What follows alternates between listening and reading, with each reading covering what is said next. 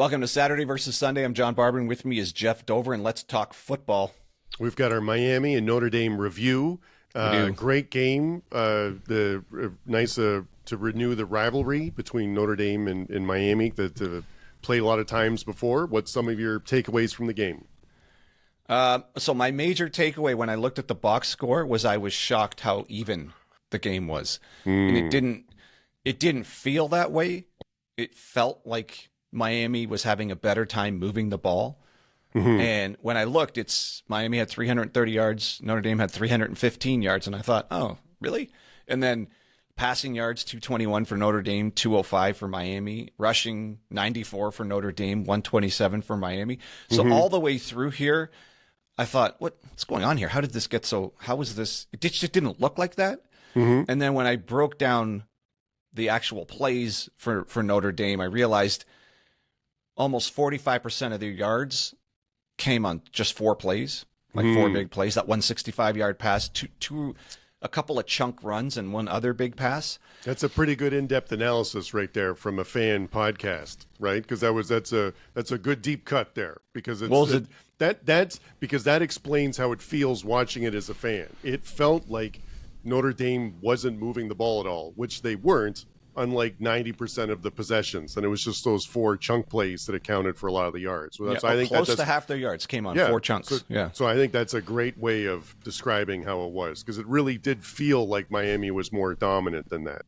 Oh, and you know what was funny? I was looking through the play-by-play for the first touchdown pass Notre Dame had, where Carr scrambled and he just kept going backwards and backwards. And the Miami defensive line took a bad angle. Like, you just got to contain him, and he totally let him break contain and then tried to change direction too fast, and that looked bad. And then the Miami secondary just stopped playing and just stared at him like, oh, I guess he's going to run for this. So I was looking for a 40-yard touchdown, Pat. That was a 7-yard touchdown. Yeah.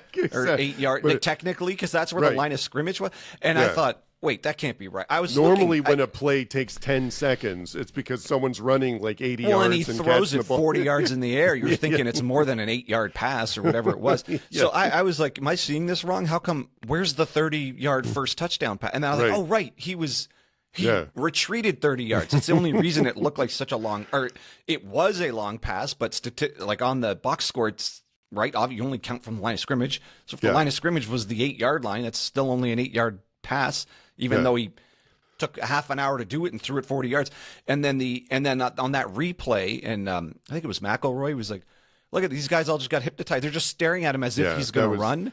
Now, in their defense, normally a football play's done in like 2 seconds, so it's rare to cover someone for 5 seconds or something like that. And then 10, you're just like, what's going on here? You just think think he's running at this point, right? It has to be over at this point because you've never done it this long. But and the other explanation there is, since the line of scrimmage was actually technically much closer to the end zone than I was thinking. Yeah, they're not thinking he's going on a 40-yard run. They're kind of like, oh, this play started at the 10. Yeah. So it feels like he's going to somehow what a weird play. It's a really weird play. And then the receiver he threw to was just standing there by himself. He wasn't even running anymore. He was just standing at the front pylon in the end zone. Yeah. And that last camera angle was really cool because it was on the ground sort of behind Carr. And you can see what he's seeing. And he's just seeing all the Miami defenders just they're all flat-footed too. Just everyone just stopped thinking somebody else was going to make the play. Yeah, that's a key point because on the 7 yards right there. Yeah, 7 yards to the goal line, it's like a fade which is thrown in less than a second, or a run play, and then you got to just dive forward, you know what I mean? So it's really rare to have. I've never seen it where someone runs backwards, gains time, and then in that close to the end zone. That was pretty crazy. He was doing everything wrong.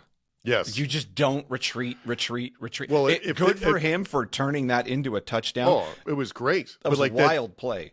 Yeah, but I think if the defensive end took a better angle or just contained, it would have been over quickly. But it was, and the defensive end fell down too. It looked like he almost I was worried he like injured his knee because he tried to change direction and just sort of went down. So, I think anyway.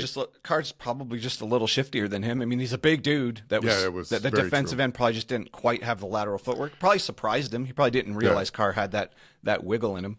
Yeah. But, so my takeaway. So first takeaway, Carson Beck, the elbow looks great. So that was the first thing. It's a serious injury he had. We're not really like he's replacing Cam Ward. Really worried what it was going to look like throwing it around. Were they going to throw it around as much? There's been a lot of turnover. He looked great throwing the ball. It's amazing. Once he looked great throwing the ball, I feel like the announcers really jumped on like what he dealt with at Georgia. And he's like, do you remember all the drops, the wide receivers he had back there? And and it's quickly throwing Georgia under the bus. But listen, he looked great. And so that's a great call. Like, rehabbed well, looks strong arm. If you're a Hurricane fan, you feel good about Beck being at the helm. So that's good. The other thing you're going to feel good with sort of goes hand in hand with that is Malachi Toney. That guy looked like a monster. He's a true freshman from Florida, originally a 3-star prospect, but to me, those are three really big stars then. Yeah. Jesus Christ. I think he finally classified it. Some outlets had him as a 4-star, but like still, he looked like similar in terms of dominance to me, in terms of like Jeremiah Smith or the Williams, like for Bama. Like he looked like he was separating himself from the other wide receivers. And then so much so that Notre Dame had to make the switch and they put their best defensive back on him at all times. And then I think that still slowed him down, but he still ended up with 6 catches for 82 yards and a touchdown. So that guy looked unguardable. Yes. He's not a huge receiver, but holy smokes, can he separate? He seemed to be open all the time. Yeah. Him and Beck already have some sort of connection. Yeah. The secret is out. Malachi Toney is a problem for the ACC, and everybody who didn't know or wasn't sure, now they've got some serious film. But with that said, CJ Daniels already has the catch of the year, and I don't think we're ever going to see a better catch than that. That was amazing. It was a double move, so he burns the defender immediately on the double move, and then Beck throws what is going to be an interception. Like that ball, the safety is standing right there on the goal line, and that ball another 2 inches up. Yeah. And Daniels just isn't getting his hand on that ball. And I think the safety was like, what just happened? Like there's no way he's making this catch. And he had to put it. So the original defender that got burned on the double move started to recover, and he recovered enough. Now Daniels is open technically versus that guy, but he's not but that's not the pass you're supposed to throw. That's an almost impossible pass because he needed to throw it that high to get it over the under defender who's recovering. Yeah, we talked about that last pod. Like when you make a throw because it's double coverage. I don't think you should throw it in that place. It's 100% double coverage. Yeah, so I don't think you should throw it in that place. But if you do, you throw it in a way where like only your guy can get it. But that's not how he threw it. Well, hold on. So the guy that was actually defending him, I think it was thrown in a way that only his guy could get it. I don't think he saw the safety deep because that's my good point. But so in terms of like he threw it to, in my mind, only his guy could get it, not the defender that was directly on him. But like if the receiver, if Daniels didn't get his hand on it, then it was just going to hit the safety easy, like right in the hands, easy. So if anything, that safety. Now, I might have to watch the replay again. Maybe he couldn't quite get close enough, fast enough. It's almost like just go get it. It's yours to get, and then you just sort of – I mean, I don't know if he thought it was just coming to him. Either way, you're right. Beck throws it. He clearly looks like he's only focused on the under defender, and the minute he bit on the fake, on the double move, he's like, oh, I got this guy. Just throw it over his head. And then while it's in the air, I fully thought, oh, that's a pick. That's an easy in-your-hands pick. And then Daniels goes up, one-hands it, flips, whatever. Like he kind of does the on-the-ground, rolls over once.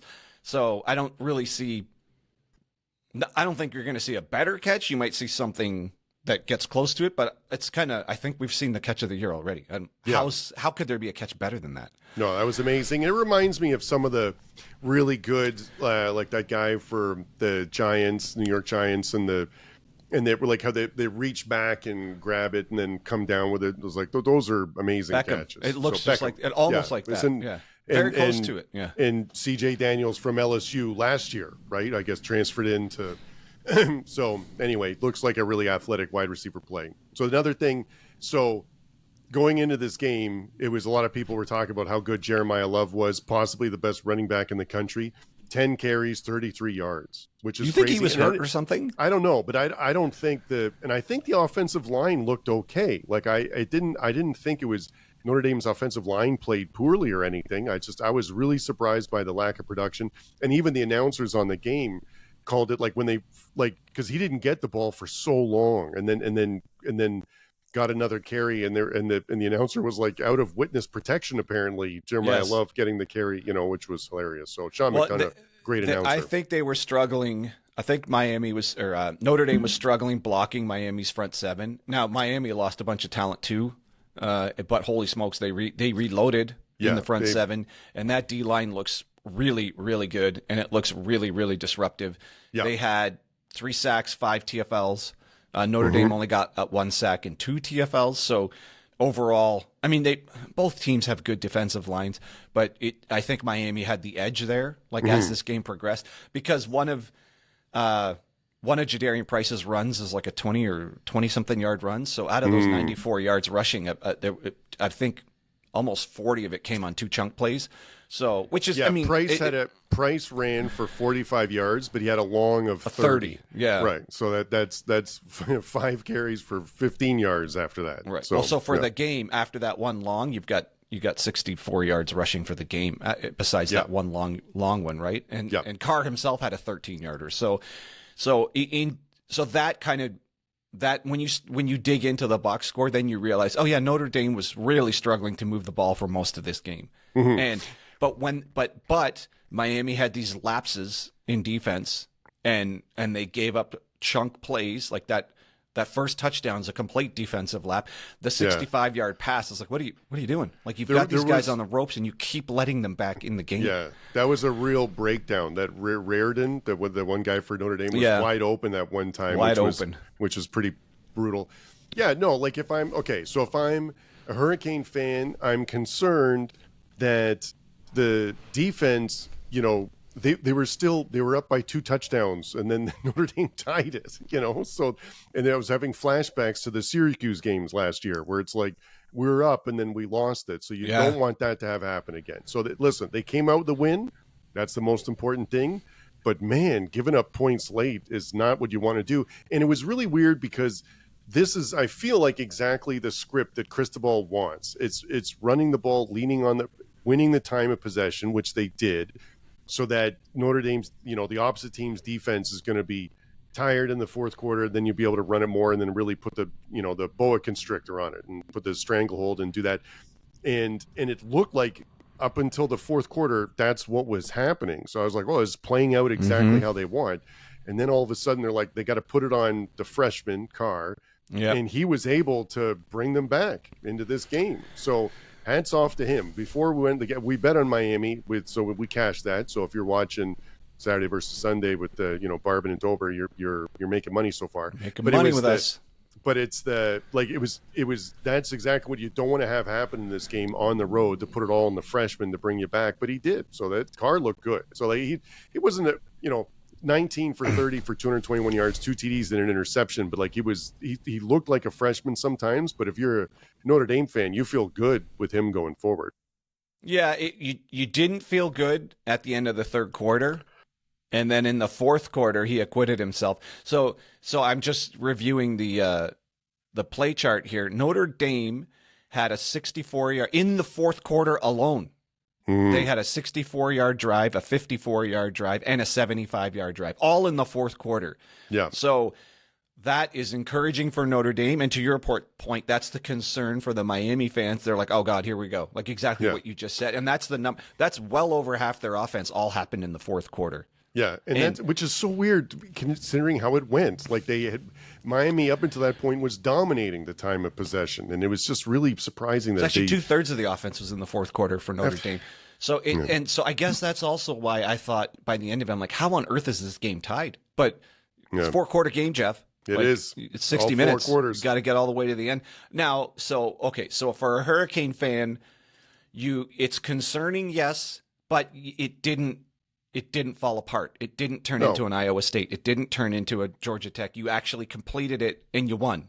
Yeah. So, and it's a good team. Notre Dame's not a bad team. It's a good team. No, Now, no. you know, for first year, a new starting quarterback. So Beck, you would just say you had the advantage at QB. Assuming Beck was healthy. Yeah. You've got the guy with all the starts. You've got the guy who's won the SEC championship game. You've got the guy who's you know, was a projected high round draft pick. Like, so you would just say, well, of course we've got the QB advantage as long as he's healthy, which it turned out we know he's healthy. Yeah. So, okay, fine, fair.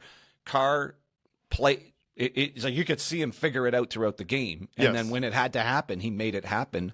So encouraging for Notre Dame, realistic that when the teams are even, they both have lots of 4-star talent on these teams, right? It's not like there's a talent mismatch. And you just happen to Notre Dame, you just happen to have the quarterback who's less experienced, which is reasonable. That even with this late surge, it just wasn't quite enough. And for Hurricane fans, I bet you they're sitting there going, oh, here we go again.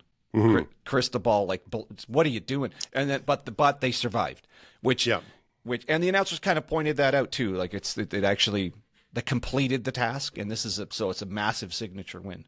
So what are the takeaways for moving forward for both teams? Yeah, so takeaway for Notre Dame, if I'm a Notre Dame fan, I feel great with Carr. I feel totally fine with that. I think he played well, especially like you said in the fourth quarter.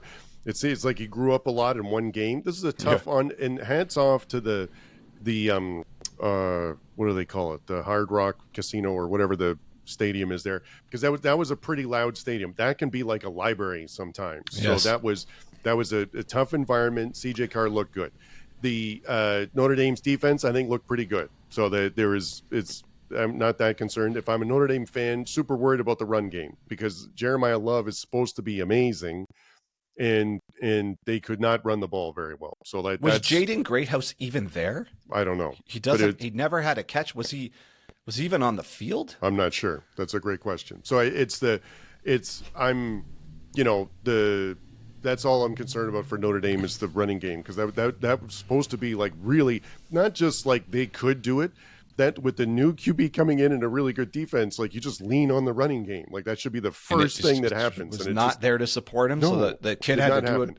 The kid had to really do it himself. Oh, and another positive for Notre Dame is Raritan and Malachi Fields. Both of those receivers look pretty good. Yes, they're very true. So, and it's, but like it really feels like in the fourth quarter you had to abandon your game plan and like throw it around, which is there's no way that's what they thought about going into it. So that's concerning. Right. Miami take home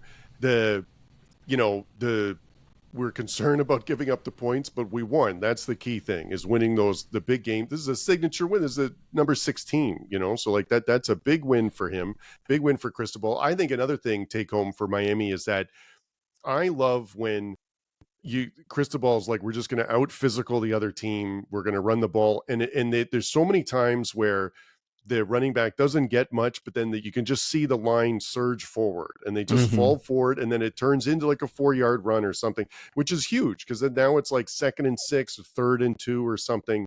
And then that's your whole playbook is open at that point. So getting those positive yards and being able to force it like that at the beginning, I think is really good. So you feel good about that. I'm super excited for Malachi Toney. That guy looked amazing. So, and you never know with freshman receivers. They say that in the offseason. They're like, oh, this freshman receiver like might contribute. And when you think that, you think like maybe 40 receptions on the year or something. But this guy could potentially – he was up against one of the best defensive back in the country. So it's not like that it's he's going to be good.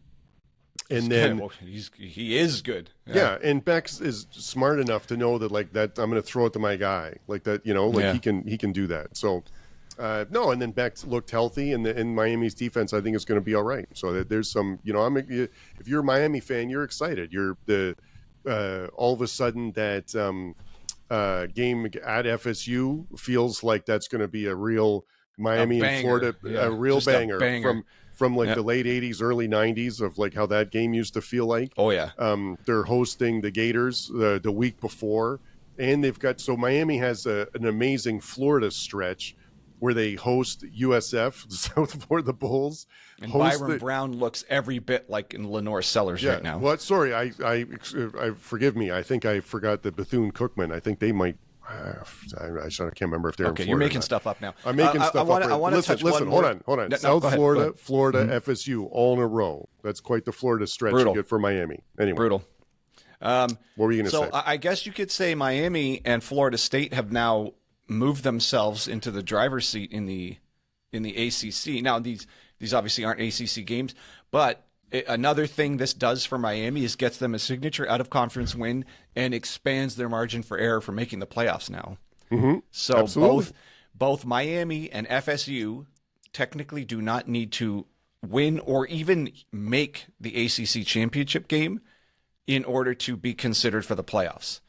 So they both can be a 10-2 team, and if this is a signature win, yeah, this is going to mean a lot. And FSU beating Bama is a signature win. There is a route. We don't know, but there is a route now for both of them, or one of them anyways. They have the out-of-conference signature win that bolsters their chance to get in the playoffs without even making the ACC championship game. Yeah, maybe. It's that you're right. This would, if Notre Dame can finish in the top 20 this year, then it's really, that's going to go a long way. Top 10 would be even better, but I don't know about that. Oh yeah. Assuming Notre Dame plays out as a top 10 team and they themselves don't drop more than one more game. Yeah. Just my apologies, Bethune-Cookman fans. That is a university in Daytona Beach, so that's 4 Florida universities in a row for Miami, which is hilarious. So, and then on Notre Dame's side, their margin for error just got super tiny. This was okay. So we covered their schedule earlier in a podcast, and we talked about, is this schedule strong enough for them to make the playoffs? Is there any playoff teams on Notre Dame's schedule? Miami, we said, could be one, and now they dropped that game. So the one of what could be a signature win for them is not anymore. Now it could be a quality loss. I hate this quality loss bullshit. But so now, because it's an invitational, not the playoffs. It's an invitational. So now, and the other one of their other potential signature games was Boise, and Boise just got worked by USF. So now all of a sudden, what's left on Notre Dame's schedule that might get them into the playoffs? Their team that could have been a strong team might turn out to not be all that strong in Boise State. Yeah. So now they're down to A&M, Louisville. Like there's maybe one other team on that schedule that might be a playoff caliber team. As of today, recording, the only other team on their schedule that will be ranked as of Monday is Texas A&M, which is next week. Right. That's only right. Or 2 weeks from now. Sorry. Right. And so that is it for them. So they needed this one. Notre Dame needed this one as a win, and Miami to continue being good for their schedule to look good. So now a lot of it revolves around A&M. Now that Boise got beaten, Boise got worked by USF. Now the other team on that schedule, that there's 2 other teams that could be really good on that schedule, and that's USC. We don't know what they're going to look like for the rest of the year, but they could be ranked. They could be ranked when they face. Okay, so there's 3 teams that realistically could be ranked. So we're projecting into the future on Notre Dame at this moment. USC could be ranked when they face them. Yeah. Navy could be ranked when they face them. Wow. Okay. I mean, they could squeak in, right? Like if Navy's 10-1 or whatever. A&M, are those the 3? Is that what you're saying? Well, and the only other team that could be ranked when they face them, again, this is later in the season, if the season goes really well, is Pitt. Oh my gosh! And I'm not saying ranked in the top 10, and we have 25 spots, right? We do. Yep. Navy was ranked for a good chunk of last year, so if Navy it rolls through the American this year, they could be ranked. Pitt could be ranked, and then A&M will be ranked when they face them, and then USC could be ranked. Right. So let's summarize it this way. In order for Notre Dame to be considered for the playoffs, they're going to need help as of already. Literally right now, they're going to need help. Yeah. So like that's this loss puts them behind the 8 ball. They're going to need help from other teams are going to have to be good, and they're going to have to beat them in order to make it now. You know what, though? If they run the table, it doesn't matter if these teams are ranked. They're going in at 11-1 no matter what. That's. I don't think it matters what ranking. We know the committee's putting them in with an 11-1 record. But let's say they go 10-2. Yeah. Let's say they go 10-2. They lose to A&M, but they beat everyone else, so they lose to the only 2 ranked teams they play. Yeah, there's no way that's there. I don't think they. I think this could be even 11-1. It could be like an FSU snub, type of situation. Like it depending on what happens with the other leagues. I don't know. So like if they're head to head against other 11-1 teams, I know. But that play stronger. I mean, obviously, we're projecting way in the future, but that's what happens with Notre Dame because they're not in a conference. Yeah. And then there's always this debate about, well, they choose their schedule. And some people thought, oh, this could be, like I said, there could be 4 playoff teams on this schedule. Miami, 1, A&M, 2. Boise, you would, until you saw what happened, you would always pick Boise as the group of 5 representative because it's just, they're the ones that are usually on the doorstep. They were in the playoffs last year. No reason to think they're not going to be. Now, Genty was a generational talent, and it's clear there's a hole missing on that team where he used to be. Yeah. And then USC has enough 4- and 5-star talent that it's not surprising if they're a playoff team. Yeah. So there's the 4. They've already lost to one of those potential 4. Boise doesn't look like it's a playoff team this year. I know we're jumping way to conclusions, but that was not a good performance. So now we're down to A&M and USC bolstering the strength of this schedule. But yeah, they need help. So Notre Dame's going to need help from other teams now going forward. Yeah, they're good, and they even need Miami to continue winning. And now, man, Miami's schedule looks kind of manageable. Oh, it looks great. Like they don't have exactly... Clemson, so they could end up against. And that's the other thing in the ACC. Clemson dropped their out of conference game, so they don't have the signature win anymore. Their margin for error just got tiny. Yeah, and FSU and Miami have just bought themselves some wiggle room. Yeah. So that game against Florida State, I mean, it's just going to be a banger. Yeah, and the Florida game. And I think Florida. both are. Yeah, they're just. Both of them play USF. Miami plays USF and Florida plays USF before USF. Florida Miami play each other. What is USF doing to themselves with this schedule? And they play USF also plays South Carolina. I know this isn't a USF pod, but Jesus, I know. Give yourself a break here. That's you can't. No one can say USF took the easy way out in their out of conference schedule. That's got to be the toughest out of conference schedule in the country, and it's not even close. Right. So, all right. Well, that's all we got. Let us know what you think. Did we hit the points? Did you see something in this game that we missed? And you're thinking like, how come they didn't talk about it? Let us know. I mean, the one other thing I wanted to note is Miami won the turnover battle 2-0. Turnover chain, baby. Turnover chain. All right. So appreciate you being here. If you haven't subscribed, maybe think about subscribing or dropping a like if you like what we got going on. Maybe share it with somebody you think will like our channel. But definitely appreciate you being here. And for Jeff Dover, I'm John Barber, and that's your Saturday versus Sunday podcast.